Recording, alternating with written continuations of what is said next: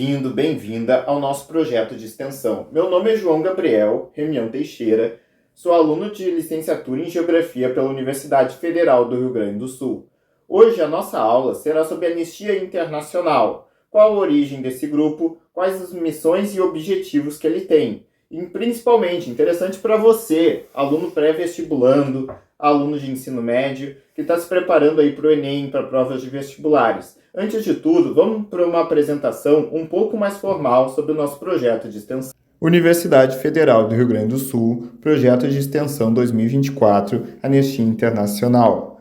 Projeto de extensão relacionado à disciplina de Organização do Espaço Mundial, turma A, disciplina que é ministrada pelo doutor Breno Vigoto Pedrosa. Participaram da extensão os discentes em bacharel em Geografia Brenda Anderson Duarte e Laira Moreira Pinto, e os discentes em licenciatura plena em Geografia Eduardo Gomes Albert e João Gabriel Remião Teixeira. O que é Anistia Internacional? A Anistia Internacional é uma organização não governamental, uma ONG, que possui o objetivo de defender e promover os direitos humanos. Essa organização, em 2024, está completando 63 anos de existência, com mais de 10 milhões de membros, presentes em 150 países. Então, a sua atuação é uma atuação global. Ela age pressionando o governo e outras entidades a respeitar e proteger os direitos fundamentais de todas as pessoas, independente de sua origem étnica, nacional, religião, ou gênero ou orientação sexual. Em 1977, a Anistia Internacional ganhou o Prêmio Nobel da Paz. Mas como essa organização se originou? Bem, ela iniciou com um grito de indignação de uma pessoa. Em 1961, quando o advogado Peter Benson, folheando o jornal, viu a notícia que 2 estudantes portugueses haviam sido presos por terem feito um brinde à democracia em plena ditadura salazarista. Para você que não se lembra do que foi a ditadura salazarista, vamos para uma breve cronologia da linha do tempo de Portugal. Começando lá da queda da monarquia no início da Primeira República, em 5 de outubro de 1910, e o início da ditadura militar em 1926. O general Oscar Carmona foi eleito presidente da República e Salazar foi eleito ministro das Finanças em 1928. Salazar se torna o presidente do Conselho dos Ministros em 5 de julho de 1932 e início do Estado Novo em abril de 1933, o aparecimento de 2 organizações fascistas em 1936, a morte de Salazar nesse dia e a ocupação no seu lugar na presidência por Marcelo Caetano em 27 de setembro de 1968 e o fim do Estado Novo em 25 de abril de 1974. Vamos relembrar rapidamente algumas características do período da ditadura salazarista. O regime autoritário, como o Estado Novo, foi um regime de partido único, a União Nacional. As eleições eram manipuladas. A censura também era muito presente no regime, pois era uma forma do governo controlar os meios de comunicação. Outra estratégia era a propaganda estatal, que promovia a imagem de Salazar como salvador da nação. O nacionalismo e o conservadorismo também levantavam a bandeira desse regime, onde tinha ainda a religião católica, a família e a autoridade como os valores tradicionais pregados pelo regime. A repressão e a polícia política, a PID, a Política Internacional de Defesa do Estado, era o principal órgão de repressão do regime, responsável pela perseguição de opositores políticos, com prisões, torturas e execuções. Para nós, estudantes de Geografia de Relações Internacionais da cadeira de Organização do Espaço Mundial, é muito interessante 2 características do regime ditatorial de Salazar. O isolamento internacional, que durante parte do regime Portugal ficou isolada internacionalmente, e o colonialismo e o acto colonial. Durante o Estado Novo português, o governo restringiu moderadamente a já limitada autonomia financeira e administrativa das colônias, aumentando o caráter centralizador e altamente colonialista do Estado Novo. Fechando essa caixinha da ditadura salazarista e voltando para a origem da Anistia Internacional, lembrando que a gente estava falando antes do advogado britânico Peter Benson, que era um cara muito influente, ligado ao Partido Trabalhista na época, se formou no Eton College, em Oxford, tinha relações com a alta sociedade britânica e com o primeiro-ministro. Ele escreve um texto no jornal The Guardian criticando a ação do governo salazarista em relação à prisão dos estudantes, que haviam feito um brinde pela democracia. No final da matéria de jornal, o advogado solicitou o apoio da população britânica a favor da liberdade. Dessa maneira, surgiu uma ONG que atualmente tem ação global. Em seu primeiro ano de atuação, a instituição chamava-se Movimento Internacional pela Liberdade de Opinião e Religião, o que denotava a importância que a questão religiosa representava. Para conseguir o apoio político e social, a Anistia incorporava valores do cristianismo na sua atuação, como a compaixão. Assim, a organização conseguiu ter mais força. Atualmente, a organização levanta uma bandeira que é independente de qualquer governo, ideologia política, independente de interesses econômicos, independente de religião. Além disso, eles deixam bem claro que são uma organização financeiramente autônoma. A Anistia Internacional e o governo britânico. A Anistia Internacional afirma que sua atuação era neutra e imparcial, independente de qualquer governo. Entretanto, desde que foi fundada, possui uma relação muito estreita com o governo britânico, de maneira sigilosa. A organização teve uma missão financiada para a Rhodésia, atual Zimbábue, pelo governo britânico.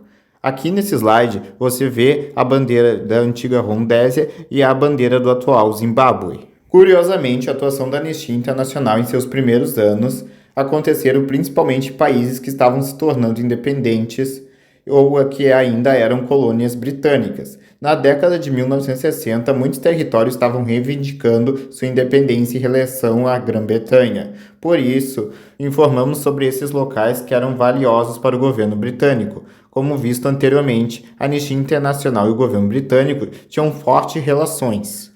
O estreitamento entre a organização e o governo britânico foi desgastado no ano de 1966, pois a Anistia Internacional decidiu investigar denúncias que vinham dos protetorados britânicos de Aden. Os oficiais britânicos estavam violando os direitos humanos da população árabe. Um representante da seção sueca da Anistia foi responsável pela investigação e concluiu que os oficiais realizavam agressões, torturas e maus-tratos com a população árabe. Em seguida, o próprio fundador da organização, Peter Benson, viajou para Aden para confirmar as denúncias. Voltei, gurizada. Beleza, agora que você já viu um pouquinho mais sobre a organização da Anistia Internacional, como ela se originou sendo uma força de combate à ditadura portuguesa, muito bem, vamos tentar relacionar esse tema com uma possível questão de Enem ou vestibular, né? Vamos trazer um pouco para a nossa aldeia, para o nosso território. Prova de Enem, prova de vestibular, adora trazer para cá, para a América do Sul, América Latina, Brasil, as questões, né? Então, como será, né, pensando nesse contexto, que a Anistia Internacional agiu durante a ditadura no Brasil? A primeira vez que o Brasil apareceu nos relatórios anuais da Anistia Internacional foi em 1963, quando a Anistia adotou 2 prisioneiros brasileiros. O Brasil virou alvo novamente da atenção da Anistia Internacional em 1972, junto do Conselho Mundial de Igrejas. Foi abordado que no Brasil já possuía há muito tempo denúncias de torturas durante o regime militar. Em setembro de 1972, a Anistia Internacional publicou um relatório sobre as acusações de denúncia no Brasil. O trabalho de denúncia dos crimes de tortura no Brasil se inscreve no projeto mais amplo de alcance mundial da Anistia Internacional, que ficou conhecido como Campanha contra a Tortura. Sempre foi uma atividade de praxe a Anistia Internacional entrevistar presos políticos em países. Porém, no Brasil, durante a ditadura, o governo não permitiu que a Anistia Internacional fizesse isso. Diante dessa limitação, a Anistia Internacional recorreu ao depoimento de brasileiros que se encontravam no exílio ou pessoas que ainda se encontravam presas, cujos depoimentos foram enviados à sede da Anistia Nacional em Londres. No relatório consta 1.081 pessoas que sofreram tortura, 472 agentes de repressão, e essa lista com nomes nunca foi tornada pública, mas enviada ao governo brasileiro. O período de coberto pelo relatório de acusação de tortura no Brasil ocorreu de 2 de março de 1969 a 14 de junho de 1972 e refere-se ao momento mais agudo de repressão do regime militar brasileiro. O governo vigente no período é de Médici, no qual institucionalizou a repressão caso houvesse contradições ao regime militar, sendo judicialmente amparado pelo Ato Institucional número 5, que aboliu o direito de habeas corpus para crimes contra a segurança nacional. Segundo a Anistia Internacional, estima-se que em 1970 havia 12 mil presos políticos no Brasil. Durante o regime militar brasileiro, muitos dos presos políticos não se encaixavam na definição de prisioneiros de consciência, pois pertenciam a organizações de esquerda que promoviam a luta armada. Entre os 12 mil presos, apenas 119 foram adotados pela Anistia Internacional. Esse número relativamente baixo pode ser atribuído à estrutura da anistia, que dependia do trabalho de voluntários para apoiar a libertação dos presos. Quando o preso era adotado, um grupo de voluntários assumia a responsabilidade com ele, incluindo a coleta de informações, a escrita de cartas para ajudar na sua liberação ou melhorar suas condições de detenção. Aos poucos, os presos políticos brasileiros que receberam o status de prisioneiros consciência da Anistia Internacional beneficiaram de campanhas da organização. A estratégia da anistia era eficaz, porque ao direcionar as cartas e a campanha de libertação para esses presos, ela chamava a atenção das autoridades sobre os casos de indivíduos que o regime militar tentava ocultar. Essas ações criaram a percepção de alguém estava monitorando suas condições de detenção e que frequentemente resultavam em melhorias nas condições de encercamento ou até na libertação desses presos. Outro conteúdo que pode cair em Enem e vestibulares é a relação da Anistia Internacional e os povos indígenas. Com a maior integração dos países e com a criação da ONU pós-Segunda Guerra Mundial, as ONGs puderam começar a atuar de forma a buscar maior pluralidade nos debates e quebrar o monopólio dos Estados nas relações internacionais. Com isso, foi possível trazer a esfera internacional de debates que antes ficavam confinados no território nacional dos países e possivelmente alterar os comportamentos dos Estados mediante a pressão internacional com o auxílio da imprensa, através de campanhas de constrangimento daqueles atores que cometiam atos que infringiam os direitos humanos. A partir do período de redemocratização, a luta indígena ressurge como pauta fundamental para o desenvolvimento da democracia nesses países, com o impulso dos movimentos sociais e tratados internacionais. Sendo assim, esses grupos conseguem inserir seus direitos nas constituições de seus países. Mesmo assim, garantir o cumprimento dessas leis exige contínua pressão por parte de órgãos de ativismo e das comunidades. A atuação da Anistia Internacional na causa indígena no Paraguai. Em 2009, após várias tentativas por parte da comunidade indígena da região de Chaco, paraguaio, a Sayuri Maxa, em conjunto de outras ONGs, de reivindicar seus territórios, a Anistia Internacional do Paraguai lançou uma campanha com adesão de escritórios de outros países, como a Holanda e a Inglaterra. A atuação da Anistia Internacional na causa indígena no Brasil. Em 2012, a organização realizou um relatório sobre a situação da comunidade Guarani de Kaiowá-Apicaí, do Mato Grosso do Sul, onde evidenciaram a morosidade na concessão dos direitos dos indígenas à terra e a necessidade de mobilização.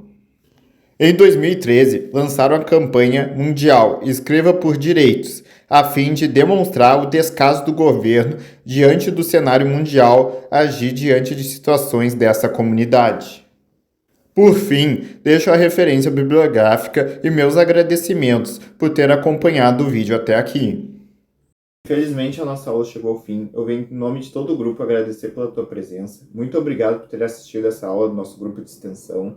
E, por favor, se tu tiver interesse, por curiosidade, ou gosta de relações internacionais, geografia, geopolítica, assista às aulas dos meus colegas dos outros grupos de extensão, tá bom? Muito obrigado.